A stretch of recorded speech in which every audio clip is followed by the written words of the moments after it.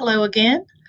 Let's now take a look at how you can create a standards progression report. Again, we're going to go to our waffle. We're going to select reports, and we're going to choose standards progression from the row here at the top. A standards progression report does exactly what it sounds like it would do. It takes standards that you have selected and it compares the progression of the student's progress across those standards using any assessments that you want to select to include in the report. You can include all assessments that the student has taken, or you can narrow it down and select specific assessments for the report. Just as we mentioned before, there are some public reports that are available to you, and you can always come in and heart these reports to make them float to the top. You can easily run them by clicking the View button over here on the right-hand side if they are a report that is relevant to your grade level and the subject area that you teach. To create a brand new standards progression report, you would simply say create new.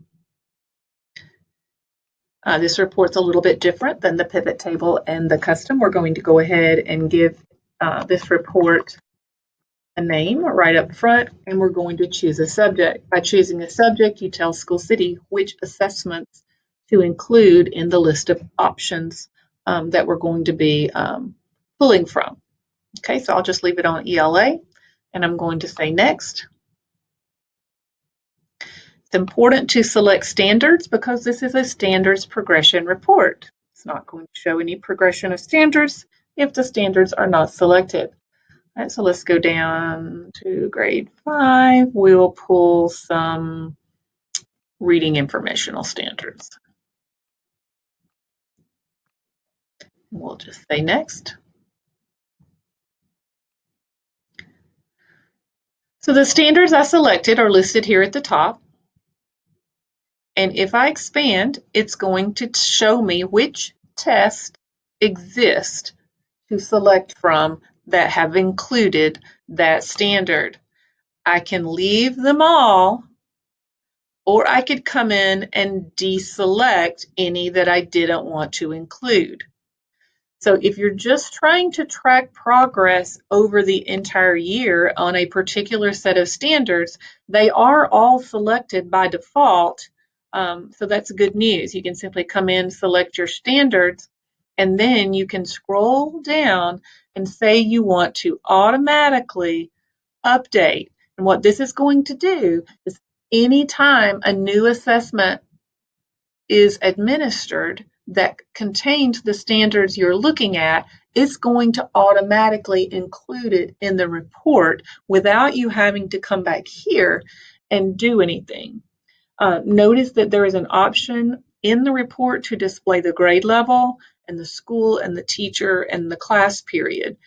It's up to you whether you select these or not. If you're just creating this report for yourself, it's not likely that you need any of these because you know the grade level, you know the school, and you know the teacher, and you know the class period. However, if you're a school level user and you're creating something that you want to look at, say, across an entire grade level, then it might be very beneficial to include the teacher name there so that you can see that in the report. You can also choose which demographic information you'd like to display in the report. So if I want to make sure that I see which kids are gifted, EIP, special education, and ELL learners, I can go ahead and select those, and then they will appear on the report. Notice at this time I can save the report, or I can save and run the report. I'm not going to save and run this report just because I don't want to display any student names, so I'll simply say save. It tells me that it's saved successfully, and then just like we saw with the other report types, we can navigate back to the main screen, and then you will notice this report in the list. Once again, I have the option to make this private, semi-private, or public. Teacher level users do not have that option, but school level users would. And once again, if I wanted to make it semi-private, I could click this button. I could search um, for anyone in our district, and I could add this person by clicking the update button, and then they would have access to the report, but no one else would. If I make it public, it's available to all of you. However, if I'm a school level user, such as an admin, ITS, so on, school coach, and you make it public, it's only going to be available to your school.